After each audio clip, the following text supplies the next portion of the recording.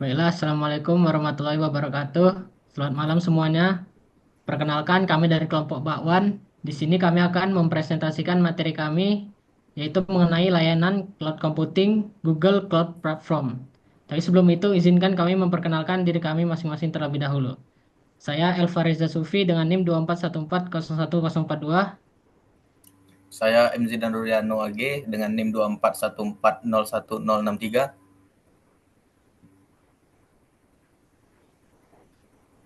Saya Deo Fajar Situmorang dengan NIM 2414011102.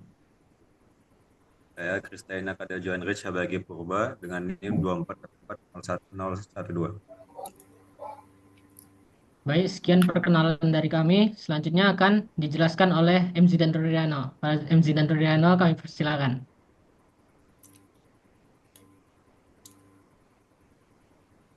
Oke, baiklah, saya akan menjelaskan apa itu Google Cloud Platform. Google Cloud Platform atau yang sering dipanggil dengan singkatan GCP adalah rangkaian layanan cloud computing yang disediakan oleh Google. GCP menawarkan berbagai layanan yang memungkinkan pengguna untuk membangun, menyebarkan, dan mengelola aplikasi dan infrastruktur mereka di cloud. GCP menyediakan layanan yang mencakup komputasi, penyimpanan, jaringan, big data, machine learning, dan banyak lagi. GCP dirancang untuk memberikan skalabilitas, kinerja, dan kenyamanan yang tinggi. Infrastruktur GCP didukung oleh jaringan global Google yang andal dan berkecepatan tinggi. GCP juga menyediakan alat dan API untuk memudahkan pengembang dalam membangun dan mengelola aplikasi mereka. Dengan GCP, pengguna dapat memanfaatkan teknologi canggih Google, seperti machine learning dan big data. Untuk meningkatkan kemampuan aplikasi mereka, GCP juga mendukung integrasi dengan layanan cloud lainnya, memungkinkan pengguna untuk membangun solusi multi-cloud dan hibrid. Secara keseluruhan, GCP adalah platform yang kuat dan fleksibel yang dapat membantu pengguna mengelola infrastruktur dan aplikasi mereka dengan lebih efisien dan efektif. Siapa sih yang menyediakan Google Cloud Platform itu? Google Cloud Platform atau GCP disediakan oleh Google LLC. Mungkin di situ saja dari saya.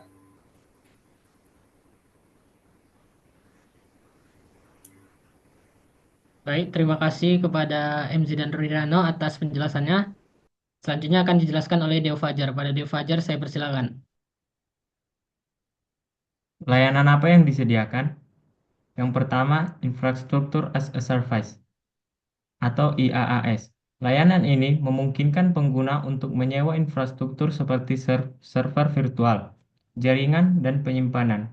Contoh layanan IaaS di GCP adalah Compute Engine yang menyediakan mesin virtual yang berjalan di pusat data Google. Yang kedua, platform as a Service. Layanan ini menyediakan alat dan platform untuk membangun, menguji, dan menyebarkan aplikasi tanpa perlu mengelola infrastruktur. Contoh layanan PaaS di GCP adalah App Engine yang memungkinkan pengembang untuk membangun dan menyebarkan aplikasi di platform yang dikelola sepenuhnya oleh Google. Yang ketiga adalah Software as a Service. Layanan ini menyediakan aplikasi yang dapat diakses langsung oleh pengguna melalui internet. Contoh layanan SaaS di GCP adalah Google Workspace atau sebelumnya dikenal sebagai G Suite yang mencakup aplikasi produktivitas seperti Gmail, Google Drive, Google Docs, dan lainnya.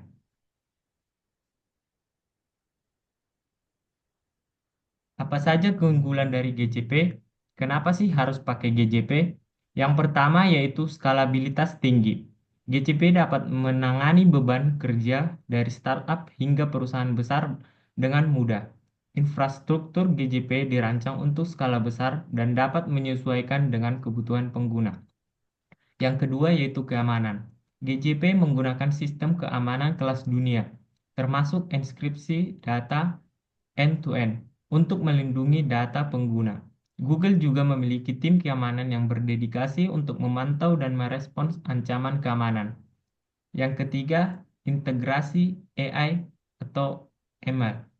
GCP menyediakan alat dan API untuk machine learning dan big data, memungkinkan pengguna untuk memanfaatkan kecerdasan buatan dalam aplikasi mereka. Baik, terima kasih kepada Adio Fajar atas penjelasannya. Selanjutnya akan dijelaskan oleh Christine. Pada Christine saya persilakan.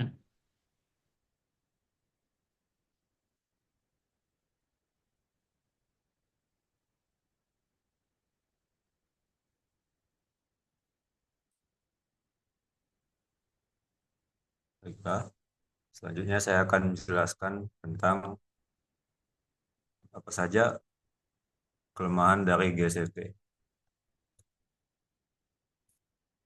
Yang pertama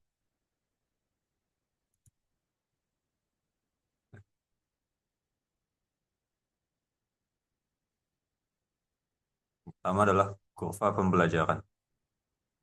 Memahami layanan GCP secara menyeluruh memerlukan waktu dan usaha, terutama bagi pengguna yang baru mengenal cloud computing. Kemudian dari segi biaya, untuk beberapa pengguna, biaya layanan GCP dapat meningkat jika tidak dikelola dengan baik.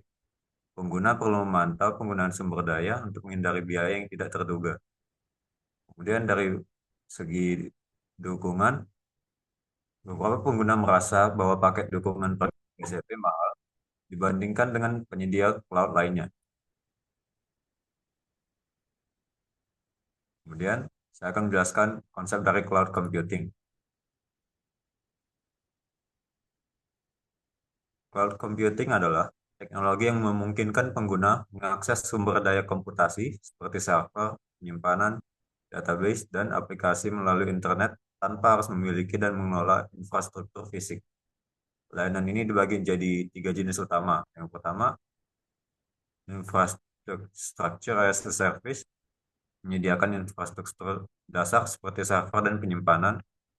Pengguna dapat menyewa mesin virtual, jaringan, dan penyimpanan sesuai kebutuhan mereka. Contoh layanan IaaS adalah Google Compute Engine. Kemudian, Platform as a Service atau PaaS, menyediakan platform untuk mengembangkan dan menjalankan aplikasi. Pengguna dapat fokus pada pengembangan aplikasi tanpa perlu mengelola infrastruktur. Contoh layanan PaaS adalah Google App Engine. Kemudian Software as a Service atau SaaS, menyediakan aplikasi yang dapat diakses langsung oleh pengguna melalui internet. Pengguna tidak perlu menginstal atau mengelola aplikasi tersebut. Contoh layanannya adalah Google Workspace. Yang dari saya kembalikan kepada moderator.